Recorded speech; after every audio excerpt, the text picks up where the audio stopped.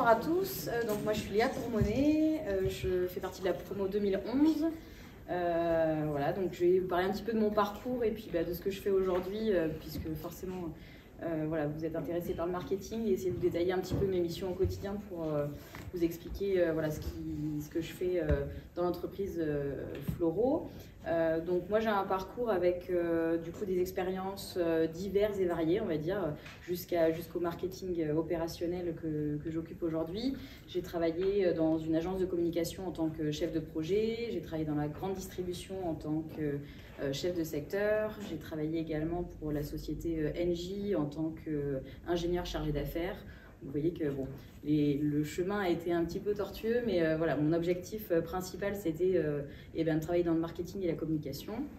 Et donc, j'ai intégré la société Floro il y a maintenant 7 ans, en tant que chargée de marketing opérationnel. La société Floro, c'est une société qui distribue des pièces automobiles. Donc, on stocke sur notre plateforme à Clermont-Ferrand à peu près 100 000 références et on les distribue à nos clients qui sont principalement des garagistes.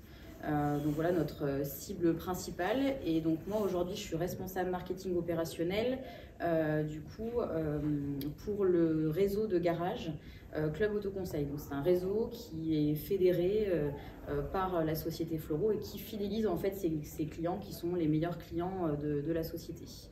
Donc les pièces automobiles, hein, c'est des plaquettes de frein, des embrayages. Alors c'est pas très glamour, malgré tout on arrive à trouver voilà, des choses suffisamment intéressantes pour nous motiver au quotidien. Donc moi je fais partie d'une équipe de 4 personnes dans mon service et du coup notre travail au quotidien c'est donc toute la partie marketing opérationnel, donc la mise en place d'un planning promo, de la communication associée. Donc ce qui est intéressant c'est qu'on touche vraiment tous les canaux de communication. On a un budget qui est assez conséquent, donc en fait on peut vraiment s'amuser à aller sur de la radio, sur des campagnes SMS, sur du replay, donc en télé, de l'affichage, des banderoles. On travaille aussi digital, donc effectivement le pitch d'avant m'a parlé, alors même si on ne va pas dans ce niveau détail-là, en tout cas on travaille au quotidien sur toute la partie référencement, sur tous les sites qu'on administre, sur effectivement un Google qui aujourd'hui a une place prépondérante dans le digital, donc forcément on vient s'y frotter aussi pour essayer de gagner en visibilité.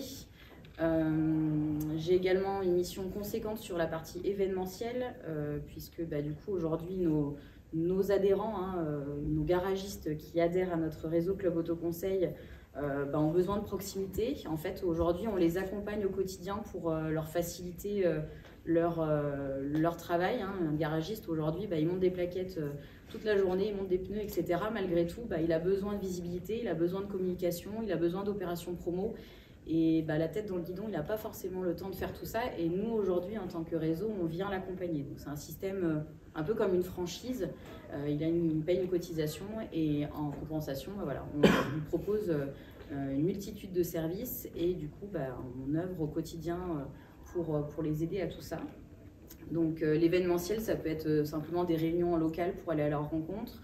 On a organisé également des salons sur Paris, l'équipe auto, avec des stands aussi assez conséquents et forcément une visibilité importante qu'il faut gagner, des conventions aussi à l'étranger pour les rassembler, faire des genres de séminaires. Donc voilà, donc là il y a de l'événementiel qui aussi fait partie du quotidien et qui permet aussi de toucher un petit peu à tout. C'est vrai que la mission que j'occupe aujourd'hui, elle est vraiment intéressante de par la diversité des tâches. Aujourd'hui, j'arrive au bureau le matin, alors on n'est pas aussi embêté que toi sur la partie Google, mais par contre, voilà, d'une heure à l'autre, on peut gérer des tâches complètement différentes. On va gérer toute la partie stratégique et la minute d'après, on va gérer une campagne SMS où on est vraiment dans la partie ultra opérationnelle. Donc bon, il faut arriver à jongler, hein, c'est une question aussi un peu de câblage. Moi, le SC m'a beaucoup aidé à justement travailler rapidement, à travailler sur des choses diverses et variées. Donc c'est vrai que votre formation aujourd'hui, j'espère, vous aidera, vous, dans vos quotidiens plus tard, je l'espère. Mais en tout cas, moi, c'est vrai que c'est une formation qui m'aide beaucoup au quotidien dans ce type de compétences à acquérir et à garder. Voilà, donc une partie événementielle, une partie stratégique, hein, bien sûr, au quotidien, même si forcément, il faut arriver à prendre un peu de recul sur toute la partie opérationnelle pour se dégager du temps et avoir suffisamment de recul et de hauteur pour proposer des nouveautés, des choses intéressantes pour le réseau. Voilà, donc moi c'est ce qui m'anime un peu au quotidien, hein, c'est cette diversité, le fait de pouvoir un petit peu toucher à tout. Le marketing, c'est, je pense, le domaine des gens un peu débrouillards, on en parlait tout à l'heure, mais c'est vrai que nous, les profils qui nous intéressent, hein, dans le recrutement, aujourd'hui on a quand même quelques postes intéressants dans la société Floro encore à pourvoir. Et quand je participe aux entretiens de recrutement, on regarde bien évidemment les expériences, on regarde la personnalité, mais on voit surtout si la personne elle est capable d'aller chercher d'elle-même des informations, de se former sur différentes choses. Moi, quand je suis arrivée dans la société Floro, je connaissais parce qu'on m'avait appris du marketing et de la communication. Malgré tout, je me suis formée sur tout le digital. Le référencement, j'y connaissais rien du tout et j'ai appris de moi-même à aller gratter dans la partie back-office des sites internet, des CMS, tout ça. Donc en fait, voilà, on cherche des profils qui ont vraiment une motivation importante, une capacité à, voilà, à se former tout seul et aller chercher des nouvelles choses, des nouvelles stratégies, des nouveautés. On n'est pas toujours à l'affût, nous, quand on est dans une mission et on n'a pas toujours le temps en fait de prendre de la hauteur. Et c'est vrai que du coup les profils qu'on recherche, c'est aussi des gens qui vont dire attends, t'as pas vu la nouvelle chose là qui sort, ça serait intéressant quand même de s'y pencher et de regarder si on peut pas du coup le développer nous au sein de notre société, de notre service ou même d'autres services. On a des missions dans le marketing qui sont très transverses et qui nous permettent d'échanger avec des domaines d'activité, des services différents. Et c'est vrai qu'aujourd'hui, voilà, la motivation et le fait d'être un peu touche à tout, je pense, peut nous aider au quotidien à performer et à se démarquer aussi des autres.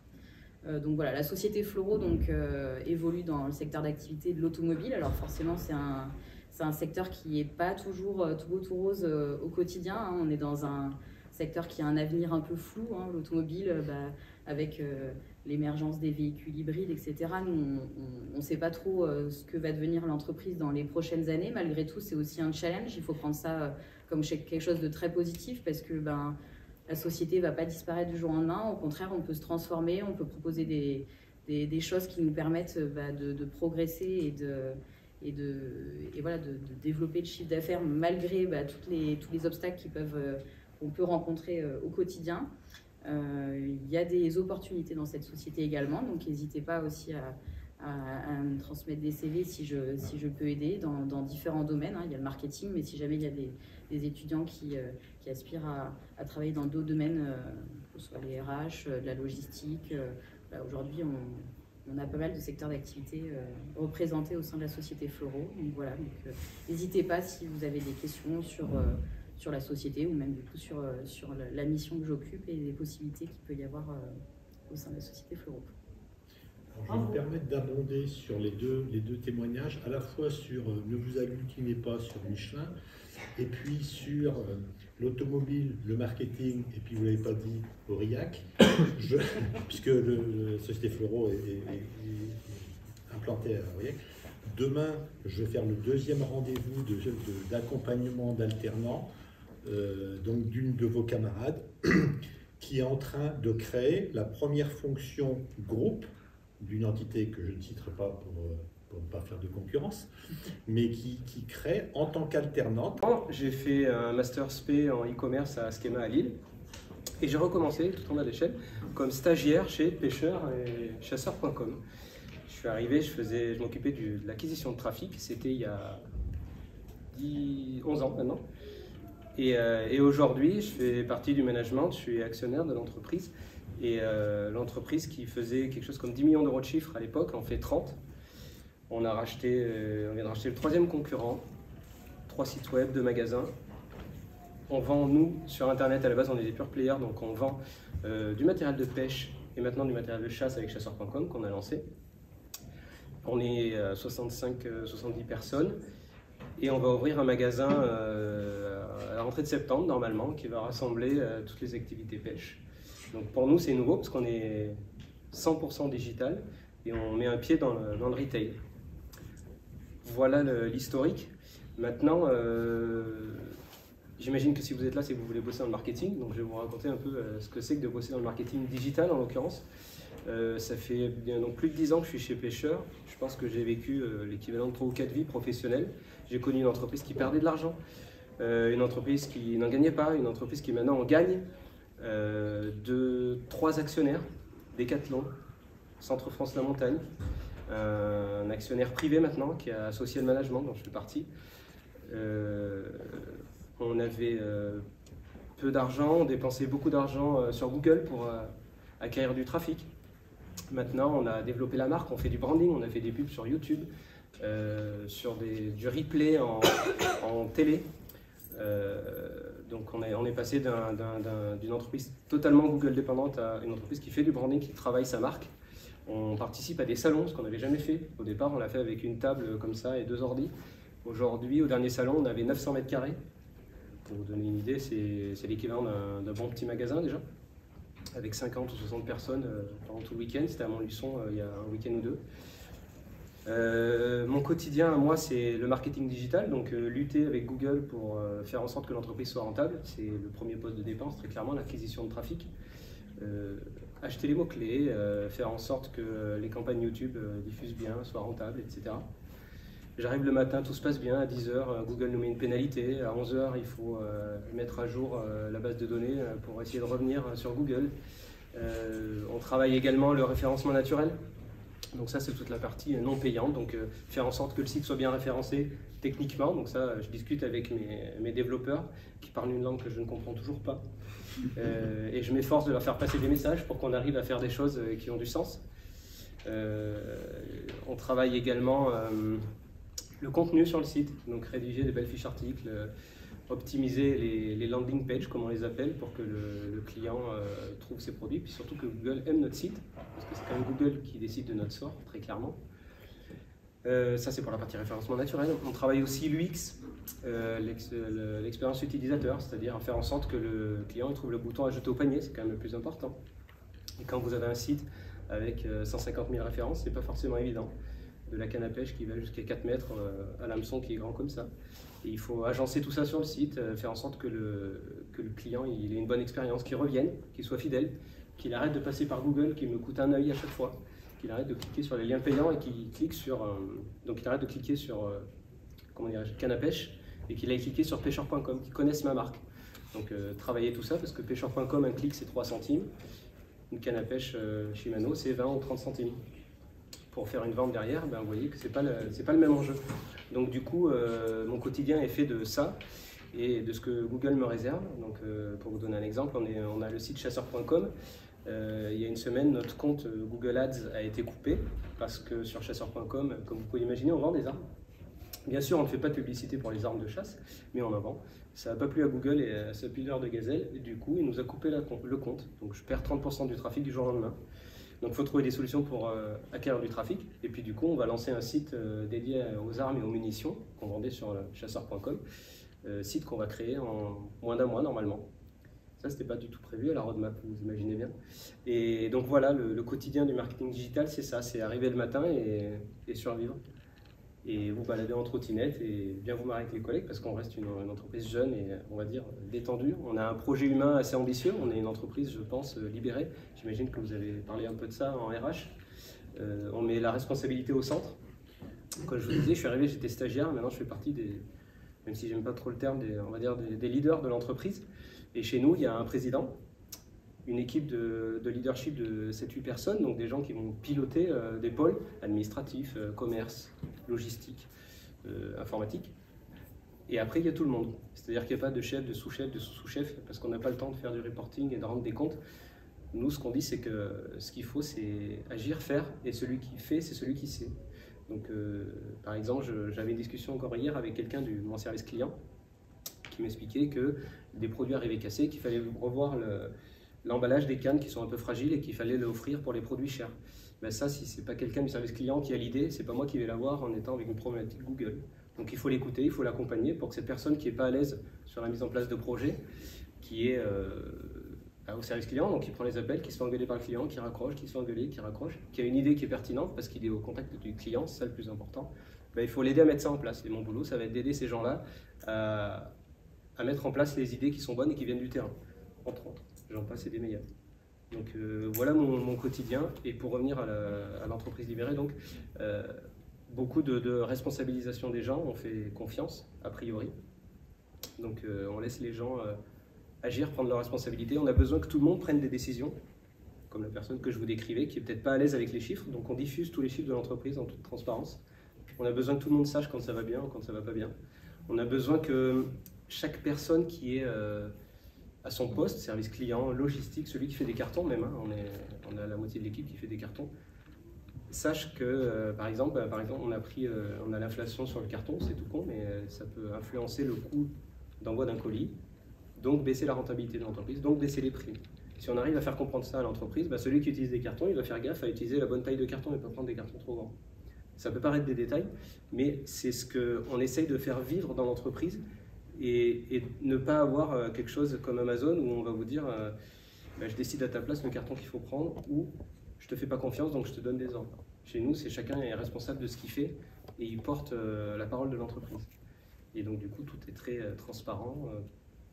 On est tous incentivés au niveau prime, c'est-à-dire que quand ça marche, tout le monde gagne de la prime. Quand ça ne marche pas, personne ne gagne. On a juste des coefficients qui vont être différents selon notre niveau de leadership. Et ce niveau de leadership, il est jugé sur les soft skills. Je pense que vous en parler aussi beaucoup. Parce que les hard skills sont très vite caduques, notamment dans le digital et nos métiers au quotidien. Moi, ce que j'ai appris il y a 10 ans à Schema ne sert plus à rien. Donc il est plus important de savoir apprendre et progresser et se remettre en question que d'avoir une connaissance technique qui sera très vite caduque. Donc on n'a pas besoin d'experts, on a besoin de gens qui soient dégourdis, qui prennent les problèmes en main, qui sachent résoudre des problèmes sans les avoir déjà rencontrés, parce que c'est ça notre quotidien. Quand Google vous dit c'est terminé la pub, il faut trouver des solutions, et on n'a jamais été confronté à ça, et c'est vrai pour à peu près tout, hein, à cause des matières premières, la concurrence, tout ce qui peut se passer dans une entreprise normale et multiplié par 10, je dirais, dans le digital, parce que tout va très vite, les concurrents naissent de rien. Amazon est très très pénible, Google, Facebook, j'en passe et des meilleurs, et donc il faut jongler avec tout ça et être souple. Et c'est ce qui fait l'intérêt du métier, je dirais. C'est-à-dire qu'on ne sait pas trop ce qui va nous arriver dans la semaine. Et 10 ans que j'y suis, j'ai l'impression d'être arrivé hier, très clairement. J'ai essayé de faire vite. Peut-être trop vite. Très bien. Je ne sais pas si vous avez des questions ou on cherche des stagiaires, on a besoin de ressources. Parce que moi, j'y arrive pas tout seul. on est nombreux, mais malgré tout, on a de l'ambition. Comme je vous disais, on a racheté 3 concurrents, 3 sites concurrents, 2 magasins, on va ouvrir un magasin. On a de quoi faire, on a racheté un site dédié à des expériences de chasse. Bref, on ne s'ennuie pas, on a beaucoup d'ambition. On a envie de... Maintenant qu'on est leader du digital sur la pêche, on veut devenir leader du digital sur la chasse. Et en parallèle, devenir leader de la pêche et de la chasse, digital et retail. Marie-Louis Vaux. Déjà, bravo d'être ici alors qu'il y a les campagnes en cours. J'entends derrière qu'il y a de l'animation. Donc, je suis diplômée du bachelor de l'ESC promo 2017, suite à quoi je suis partie en master à Toulouse.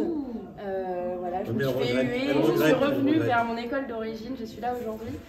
Et donc j'ai rejoint d'ailleurs, en revenant sur la région, le réseau des alumni, donc le réseau Auvergne, et donc avec plaisir. Et donc régulièrement on se réunit, on partage avec les étudiants, avec les autres diplômés. Et voilà, c'est un chouette réseau et ça fait plaisir d'échanger un peu avec tout le monde régulièrement. Donc aujourd'hui je travaille chez Monbento. Donc Monbento, c'est une PME basée à Clermont-Ferrand. Donc aujourd'hui, on est basé au secteur Hôtel-Dieu, donc pas très loin en centre-ville. On est une entreprise d'une 40aine de salariés. Et du coup, on est fournisseur et on travaille en fait pour avoir un portefeuille de produits réutilisables, dont les gourdes que vous avez potentiellement entre les mains. Donc on fait des accessoires pour le déjeuner nomade, donc pour équiper les personnes au déjeuner nomade en réutilisable, donc des gourdes, des lunchbox, des couverts réutilisables, des pochettes, tous les accessoires qui vont bien en tout cas pour pouvoir assurer le zéro déchet dans des repas qu'on peut apporter au bureau ou en pique-nique au quotidien. Donc je suis chef de produit dans cette entreprise, donc ça fait 2 ans que j'ai rejoint Monbento. Chef de produit, donc pour le coup je suis en marketing, contrairement aux précédentes personnes qui ont pris de la parole, je travaille vraiment sur le produit. Donc pour le coup, pas du tout en digital et plutôt côté développement des nouveautés, des nouveaux coloris ou des innovations de produits. Je vais revenir un peu plus tard sur mon bento et mon poste, mais je vais peut-être d'abord vous présenter mon parcours. C'est mon premier poste, donc je suis en CDI et c'est mon premier poste post-école. Donc du coup, ça fait pas si longtemps que ça que j'ai quitté les bancs de l'école. Donc j'ai eu l'occasion de faire mon bachelor en 3 ans à l'ESC, donc avec une spécialisation marketing en cursus anglais. J'ai eu l'occasion de participer aux différentes associations, au BDE, au Pôle Culture, à GoToSee, qui ne s'appelait pas comme ça à l'époque. Donc j'ai profité à fond de la vie de l'école, de la vie associative. J'ai eu l'occasion de partir 1 an à l'étranger en Finlande, donc pour le double diplôme. Et à l'occasion du coup de mon parcours à l'ESC, j'ai pu faire 2 stages. Donc mon premier stage de 2-3 mois où j'étais chez Orange en communication. Et mon deuxième stage de 5 mois pour le coup où j'étais chez Babymove, donc qui est une entreprise clermontoise aussi, une PME, où j'étais assistante chef de produit, donc ce qui se rapproche le plus de mon poste actuel et donc ce vers quoi je suis retournée. Ensuite, je suis partie donc à Toulouse, donc, où j'ai fait un parcours classique au départ, auquel j'ai joint une spécialisation en marketing digital, puisque en fait, pendant tout mon parcours, je ne savais pas exactement ce que je voulais faire. Le marketing, c'est large, la communication, ça m'intéressait, le digital, marketing opérationnel, stratégique, produit. En fait, il y a plein de choses et c'était un peu compliqué de savoir ce que je voulais faire. Et au final, quand on essaye de construire son parcours professionnel, de choisir ses stages, il y a des personnes qui vont dire qu'il faut essayer de se focaliser sur un secteur, d'autres se focaliser sur un métier. Et en fait, c'est très compliqué et quand on ne sait pas exactement ce qu'on veut faire, au final, on est présenté à une multitude de possibilités et donc c'est pas évident de construire son parcours. Et j'ai pas de conseils à donner parce que ça a été compliqué pour moi et j'ai hésité. Et au final, j'ai préféré toucher un peu à tout et tester plusieurs secteurs. Donc j'ai fait Babymove en puériculture où j'étais en marketing produit, donc qui était une PME. Et puis après, quand j'étais dans mon master, donc en année de césure, j'ai pu faire 2 autres stages. Donc cette fois-ci sur Paris où j'étais chez Coty, qui est un groupe pour lequel j'ai travaillé sur la marque Hugo Boss Parfum. Et donc là, j'étais en marketing digital, donc plutôt pan luxe. Et pour le coup, ça m'a pas trop plu, le secteur du luxe, j'ai pas trop adhéré. Donc je suis plus retournée vers du mass market par la suite. J'ai aussi fait un stage chez Le Petit Marseillais, du groupe pharmaceutique Johnson & Johnson, où là, j'étais en marketing produit, mais à l'international. Et j'ai adoré mon stage, j'ai adoré les produits, travailler sur des produits où on essayait de développer un peu aussi le bio, développer plein de projets sympas. J'ai adoré ce stage. Et mon dernier stage de fin d'études que j'ai fait à Lyon, c'était chez Danone pour la marque Blédina. Donc Blédina, je suis retournée un peu vers le monde de l'enfant pour rejoindre mon premier stage. Et là, j'étais en marketing stratégique, donc la stratégie de marque, où là j'étais à cheval entre la communication et le produit, où en fait on essayait de développer des projets, notamment avec les agriculteurs liés à l'agriculture responsable, à l'agriculture durable et à la volonté d'avoir des produits pour les enfants qui soient bons et pour les enfants et pour la planète. Et donc moi je travaillais à cheval entre communication et marketing produit pour promouvoir tout ce qu'on faisait et pour développer des projets, notamment en lien avec l'agriculture, comme je le disais précédemment.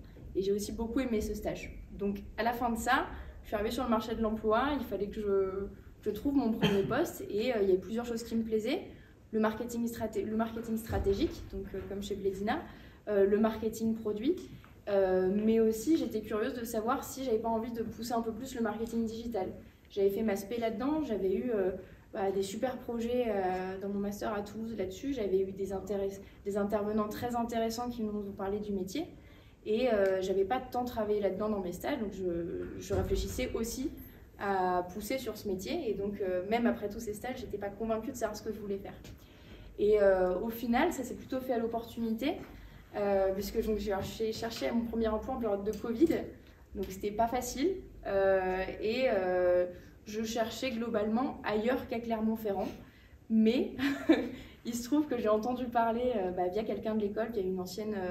il y a une amie mais qui étudie en même temps que moi à l'école, de mon bento et d'un poste en marketing.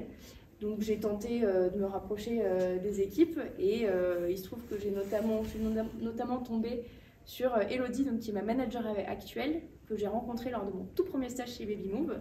Je n'ai pas travaillé avec elle, mais je la connaissais. Et donc j'ai rejoint le processus de recrutement et au final je suis tombée sur un poste qui était exactement ce que je cherchais.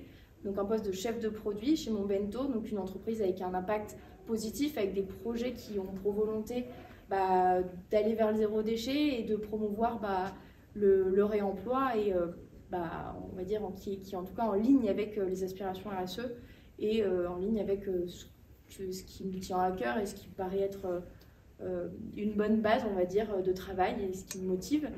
Et donc le poste de chef de produit qui prenait tout son sens dans cette entreprise. Et donc j'ai été prise et je travaille depuis là-bas. J'ai pas mal évolué, donc mon poste était plus en tant qu'assistante chef de produit au début, chef de projet marketing, donc où là je traitais aussi sur des sujets liés au réemploi, donc avec aussi un projet relié plus globalement au réemploi avec les restaurateurs, avec les entreprises, etc. Les projets qui bougent, des projets qui évoluent en fonction du marché, en fonction des choses qui sont intéressantes pour Monbento. Et aujourd'hui, je suis chef de produit, donc à part entière. J'ai travaillé avec ma responsable Elodie, qui est du coup directrice du service marketing, mais pas que, puisqu'elle chapeaute la communication et le service créa chez Monbento. Et donc, j'ai en charge de gérer avec elle le développement et l'évolution du portefeuille produit chez Monbento. Donc, le portefeuille produit, c'est se dire l'année prochaine, quels sont par exemple les coloris de chaque produit qu'on va arrêter ou développer, combien de références on va lancer, combien on va en arrêter, mais aussi se dire à N+3 quelles sont les innovations qu'on voudrait lancer. Donc là, ça va travailler sur les études de marché, les études d'usage, qu'est-ce que veulent les consommateurs, qu'est-ce qu'il y a sur le marché chez nos concurrents. Et donc là, je rebondis sur ce que disait Célia précédemment, et le côté curieux en marketing est vraiment indispensable à mon sens, parce qu'au final, le marché évolue constamment, et quand on est dans un métier, à notre poste, on peut des fois se reposer sur nos acquis, travailler sur notre poste au quotidien et un peu oublier de regarder autour, alors qu'en fait, le marketing se nourrit de ce qui se passe autour, que ce soit chez les concurrents, que ce soit chez des marques qui nous entourent, et ça permet un peu d'avoir des idées un peu plus innovantes, en tout cas sur les produits, ou juste se dire il faut évoluer, il faut qu'on sorte tel type de produit pour répondre à un besoin qui manque chez nos consommateurs. C'est faire des questionnaires, c'est faire des réunions focus group avec des consommateurs. Voilà, c'est étudier et comprendre un peu ce qui se passe sur le marché et chez nos consommateurs. Et le marché évolue, on ne va pas se le cacher.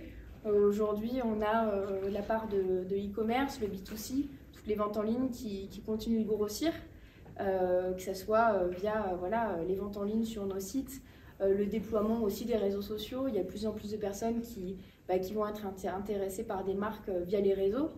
Donc le retail, on va dire, et les ventes en magasin sont toujours là, mais c'est vrai qu'on a une évolution. On en parlait ce matin. Virginie, donc, qui est ici, qui est aussi étudiante, ancienne étudiante de l'école, et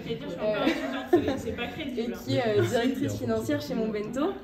Et voilà, donc on est 4 alumni de l'école chez Monbento. Donc il y a Virginie qui est directrice financière, il y a Emmanuel qui est directeur des ressources humaines, et on a aussi, j'ai mangé son prénom, Mélissa, qui est au service commercial et donc qui travaille sur le secteur France. Donc on est nombreux, il y a d'autres personnes qui sont passées aussi dans l'entreprise et qui étaient issues de l'école. Donc voilà, le réseau fait sens encore une fois, et ça fait plaisir de recroiser des personnes ici ou à l'entreprise. Qu'est-ce que je peux dire d'autre sur Monbento ? À mon poste, je vais travailler avec beaucoup d'équipes, un peu à 360, et c'est ça qui me plaît dans le poste de chef de produit.